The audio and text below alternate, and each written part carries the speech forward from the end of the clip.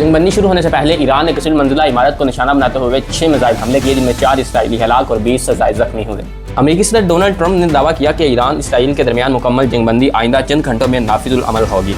Iran के वज़ीर ख़ारजा का कहना है कि अगर इसराइल अपने हमले रोक दे तो ईरान भी अपने हमले बंद कर देगा। ताहम इसराइल की जानिब से ताहाल कोई बाज़ाब्ता बयान सामने नहीं आया। ईरान के आर्मी चीफ ने कहा कि अगर इसराइल ने दोबारा जाहरियत की तो ईरान का जवाब पहले से ज़्यादा सख्त और तबाहकुन होगा। सदर डोनाल्ड ट्रंप ने लिखा कि जंगबंदी अब नाफिजुल अमल है, प्लीज़ इसकी खिलाफवर्जी ना करें। याद रहे कि इसराइल ने ताहाल इस जंगबंदी को सरकारी सतह पर कबूल नहीं किया, लेकिन ईरान के सरकारी टीवी पर चंद घंटे कबल ऐलान कर दिया गया कि इसराइल पर जंगबंदी नाफिज हो चुकी है।